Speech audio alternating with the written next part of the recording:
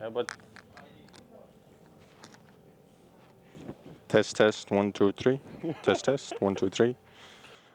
Here we are in Saint-Jean-d'Argelès, and I would like to make an intro for 67 Racing. Okay, to Paul Malin, if you ever want to have a stupid second commentator, I'm here for it and I'm up for it. Hello everybody and welcome to the Monster Energy MXGP of France with me, Paul Malin. We're at Saint-Jean-d'Argelès and it appears this weekend I'm the only stupid commentator here live this weekend because my wingman, Kevin Brumann, couldn't be bothered to turn up for work today. Apparently, he's racing. Over to you, Kev. Constantine, that's my mechanic. We have here Daniel Stollinger, team manager, and my manager actually. Then we have Marcus Weinbuch, he's sitting at home on the couch waiting to make some good results. Like, we have to make the good results actually. We try to make him proud. Then we have Mark Schoy, our second MXGP rider, keeping us up every weekend because he's the only one who was riding. That's the only guy who's been working. You see, my mechanic is just sitting on the knees. I was self-riding motocross, and I was a dream to make a motocross team for the World Championships. 67 is my start number, yeah.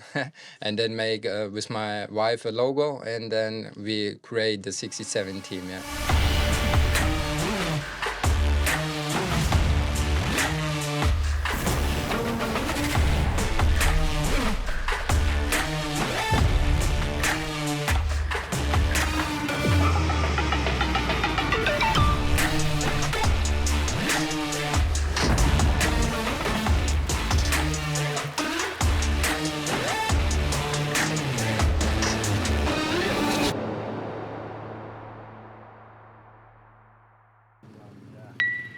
For me, it's coming back again. I had a concussion. We have my teammate. He has been riding Spain and Portugal. He was battling the mud. It was a little bit muddy. We have a lot of rain there. I'm ready for mud race. I like it because I always go with the mentality I don't have to wash it. So it's his job. And the clothes are my mom's job, so for me it doesn't matter if mud or anything, I'm just ready for it. It was always my goal to go MXGP. I decided to go professional when I was 15. It's my opportunity, it's my goal. And yes, I line up with best of the best. The first 2 rounds, I was scary, how fast it is. For sure, MXGP, they're the best riders in the world. Already being and trying to compete in there, it's just amazing. It's just, you travel the world, you do your favorite thing in the world, and I'm just living my dream actually.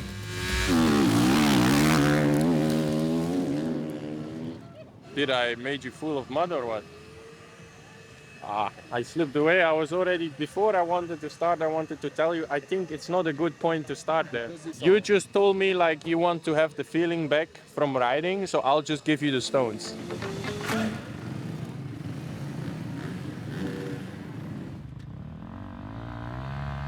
For sure for us, you know, having Romain, the best French rider at the moment, battling for the win and battling for the podium, so it's something that we really look forward to and working for a good weekend, of course. Leading up to France, good vibes. You know, I've been on 6 races, 5 times on the podium, so consistency. Trying to win the GP now, so for sure coming to France more than everywhere else. Yeah, this is a place.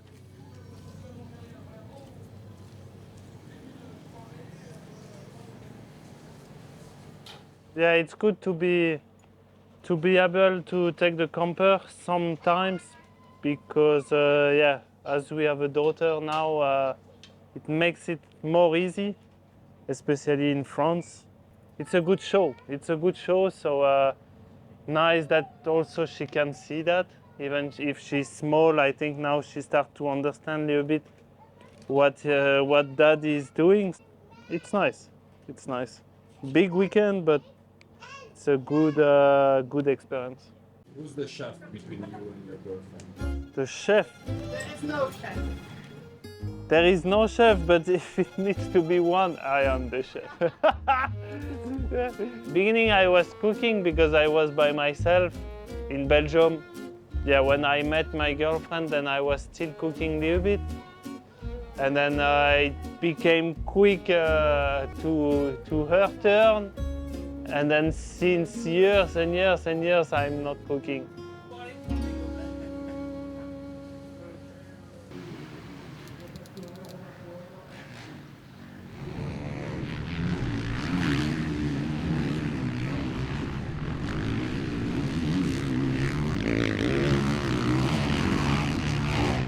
Before the finish line, there is the big step up, and Romain went previous lap just from outside line, carried more than enough speed, you know, to clear the triple step up. Pretty easy to make it from the outside, so I went for a fast lap, and then coming to that part, I thought like, maybe with the middle line, it's shorter, got out of that line with a lot of speed, and I thought like, yeah, I make it.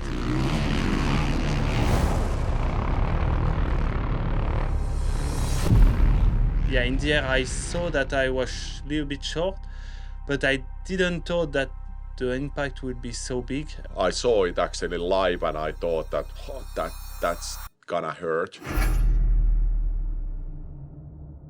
When I ride and I go to the braking bumps, and it hurt my thumb, because every time I have to take my front brake, then everything is holding by there, and yeah, it's really painful. Yeah, it was like the pain he had was, yeah, I can't describe behalf of him, but it was visible. It was just, he was doubting if he can actually do the race.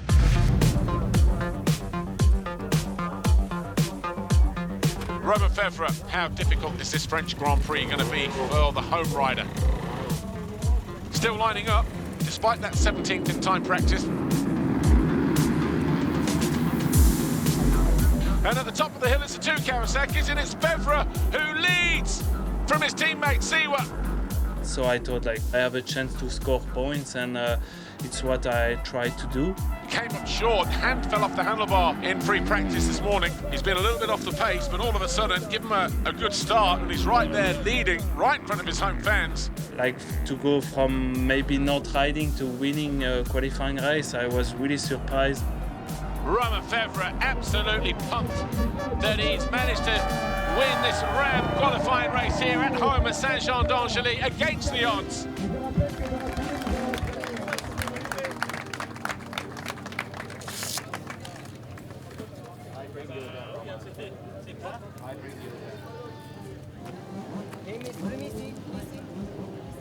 He missed the start. He need to wave to the camera. Ciao. Blumi da. He's not scared, you see? Oh, Blumi. Here, you need to sing now. Can you sing here? Test. Yes. I didn't bring his helmet. He has a helmet also. Yeah. Hey, Blum. How you like my shoe setup on this? Super, look. Bam, on, super. Opa. Okay, you know what happened this morning? I had a beard, a little bit, also here. I felt confident. I jumped the triple the lap before, like from outside, you know, and I said, it's good, so I went like middle. I cased the triple like an idiot. Right before the takeoff, there were some really hard rocks, like kind of polished. I spun like for 2 meters in the takeoff. Got a little uppercut, Conor McGregor, you know, bam, here, you see? I just hit my chin like from the impact because my hand came off and I hit my chin and I just had to stitch it with one stitch, that's it. Blumi, no, ici. Blum, no. And I had to shave it off because otherwise I cannot put cover it. So now I shaved, but I didn't shave here, so. And I went P1 in time practice like this, so I gotta keep it now. It's the fast moustache. That's the story. Yeah, P1 free practice, P1 time practice, we definitely make steps, you know, it shows. Yeah, for me, you know, the year has been not easy, of course. I mean, you can see that on the results, you know. Yeah, I'm a guy used to winning podiums, you know, fighting for top steps.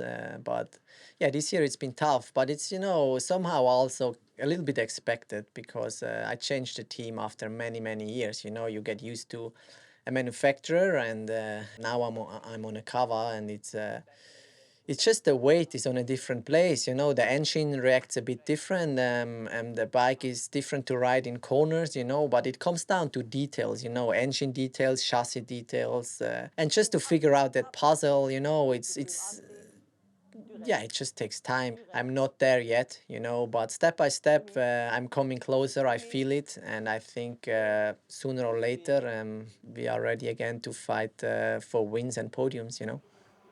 Yeah. Okay, Fra. It comes with me. How we gonna sign? Thank you very much. You are welcome. Thank you very much. You are welcome.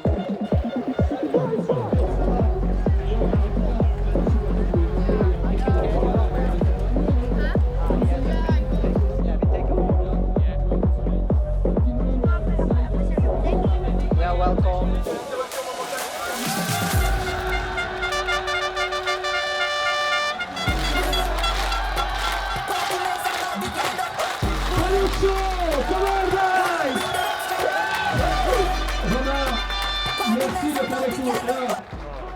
You know, you watch behind the gate, MXGP behind the gate. Yes. You're gonna be in.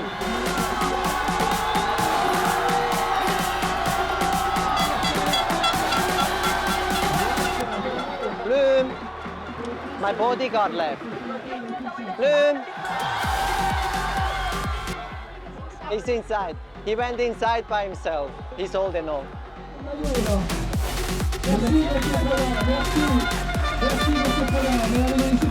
Ah, thank you. Thank you. Ah, nice. Okay, I have your mail. So I'm gonna tell how many. Bloom.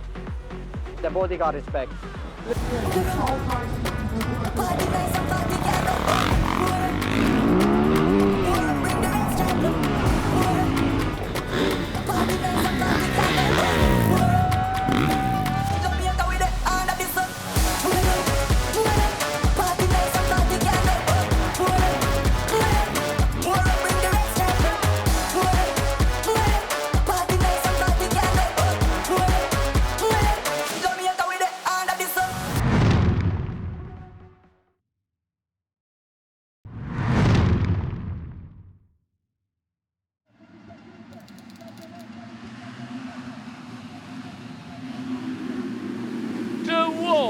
Over the foxhole shot line for the first time this year. But he goes too wide at the top of the hill, and Sasha Koonin right there, ready to pounce. And the Wolfman, Teen Wolf, goes from first to third. Sasha Koonin leads then, Everett second, the Wolf third, Lucas Koonin fourth, Adamo in fifth.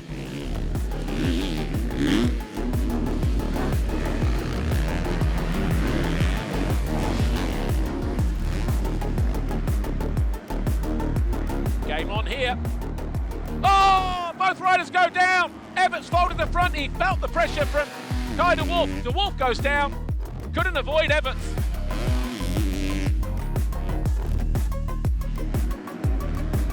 And mistake there. And he's offline. Lucas Koonin lets him have it for now, but another mistake for Sasha Koonin. And this time, the 96 take over the lead. Oh! Wow, big hit for Sasha Koonin. All over the back wheel. Looking for a way through. Lunges down the inside, tags him and goes down. He almost goes down as well. Wow, aggressive move that from Langenfelder as he moves into third place.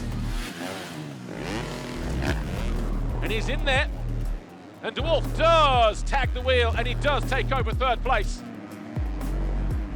And then a Stan Husqvarna rider rounds out the final turn.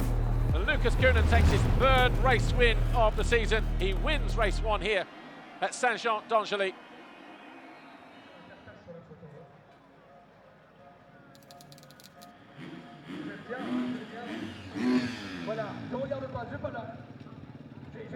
The start of this season for Lucas has been very up and down, you know, a little bit inconsistent by his standards and maybe the team standards, because when he's on two wheels, he is probably the fastest rider in MX2 at the moment. If he can fine-tune that consistency, are we going to be looking at a new championship contender? All eyes on that side of the gate, though, the right-hand side, the number 96, and the 74 on the extreme opposite end of the gate. Uses the grass. Was it a clean getaway this time? Yes, it was, but Lucas Koenen, brave to keep it in there, but it's Sasha Koenen who comes away with the foxhole shot for the 6th time this year.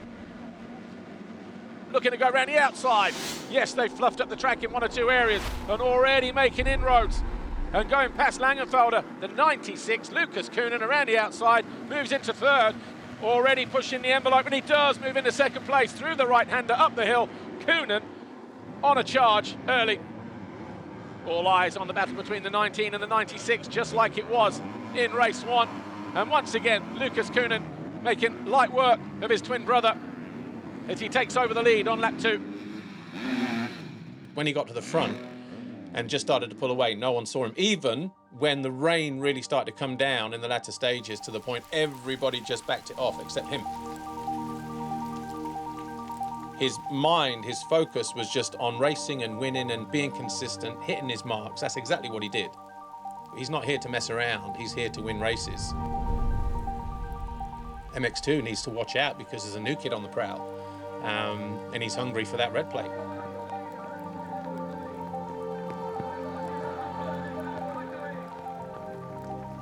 Lucas Koenen take about 2 wins out of 2 the last 2 rounds.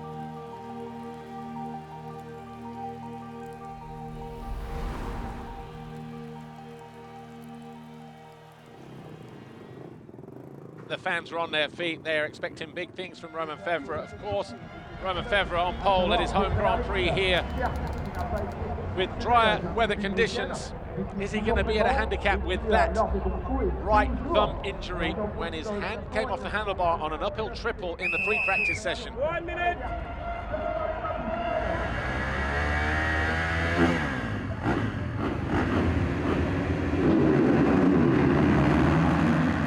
Febvre, a great getaway for the Frenchman, and it's going to be the number 3, surely. He crosses the line ahead of everybody else for the first time this year. And the fans are up there on their feet. Prado right there in 2nd, Guadagnini there in 3rd place. A mistake for Prado at the top of the hill. Geiser in there as well, in 4th, quickly into 3rd as they charge downhill. Prado, and to his outside. Oh, and he makes a mistake again, the same corner. Geiser up into 2nd. But they're charging hard on this opening lap, Febvre and Geiser. Geiser goes to the inside. Has he got a sneaky line? Yes, he has. Oh, they're bar to bar at the top of the hill. Geiser somehow squeezes him to the inside and takes over the lead. Kevin Brumann and the 991 of Mark Shue, the 67 Racing Team riders, both Husqvarna mounted. Kevin Brumann made the move to MX2 and MXGP very, very quickly, did Brumann. He'll be looking forward to the rest of the season. Romain Febvre, though, 1.6 now, the gap between him and Geiser. Sets the fastest lap of the race. All of a sudden, game on, 2nd place. Febvre maybe feeling the pain in that thumb as Prado starts to home in on him. All of a sudden, Febvre under attack for that 2nd position. Will he go outside here? Tries it, thinks about it. And he does go around the outside. Prado up into 2nd with 3 laps to go. And Tim Geiser will round out the final turn. He wins race 1 in France. Prado will cross the line 2nd, and 3rd will be this rider here, number 3, Romain Febvre. At the end of MX2 Race 2, we saw the rain really start to fall and some MX2 riders just backing it off, playing it cautious. Going into MXGP Race 2, the heavens had massively opened. The track, the start straight, there was so much water. laying on the track, and the more it rained, the more those holes, those puddles just got bigger and bigger and bigger. They've tried to prep the start straight, make it as even as possible, but it is going to be boggy in places. Riders are going to have to pull the cable right back and just go for broke and hope for the best. Second race, I knew with again the rain, I knew I could do maybe better than the first one where I did third. So I was just like everything on the start, and then if I got the start, then I have a chance to maybe win the race and maybe the GP. 15-second border for the final time this weekend. A very wet end to the Monster Energy MXGP of France here at Saint-Jean-d'Angely. A crucial gate drop needed. Everybody. Oh, look at the water coming up there. Be careful not to aquaplane. Oh, and Guadagnini goes down as Romain Febvre takes back-to-back foxhole shots. Hurling's a better start for him. He's emerging in third place. Wow! A face full of water off the rear wheel of Seewer when he came into land. Well, he drifts his way and repays back the favour as Seewer gets a face full of water as well.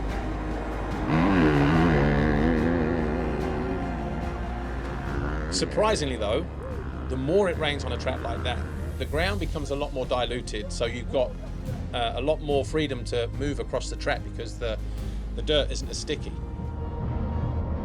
Romain looked really solid at the front again. The rain came, massive game changer for him, another hole shot, dealing with the pressure from Jeffrey. Oh, is that Geiser? Geiser out of third. That decides the top step of the podium for now. Look how quickly it can change. Jeffrey on the last lap decided to pull the pin. Charging down the outside. We're going to see a lead change here. Hurlings chucks it into the outside. Oh, he takes the lead on the final lap. Outside move, down the hill, on the gas. For him, it was either going to win it or bin it. Yeah, I thought like, the GP is over. French hearts were broken. They knew that Romain had still won the Grand Prix because Tim had fallen.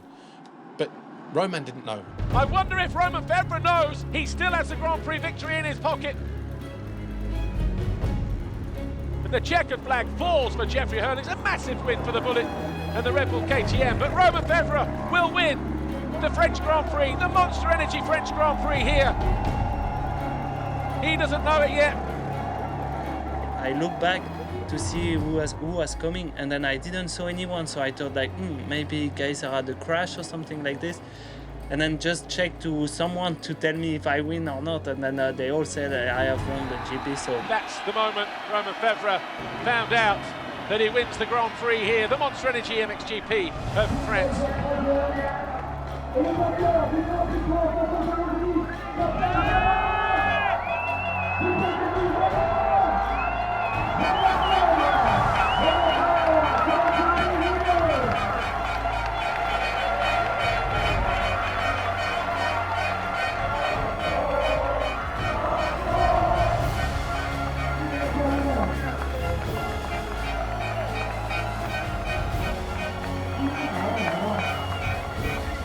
Red plate Portugal handed it back to Jorge Prado a week ago.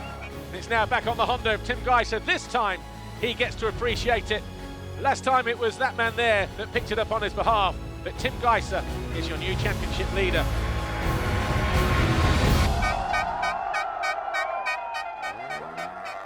Great way to end the French Grand Prix because a Frenchman on the podium, Le Marseillaise was playing, fans were happy, Romain was happy, he got his first victory of the season.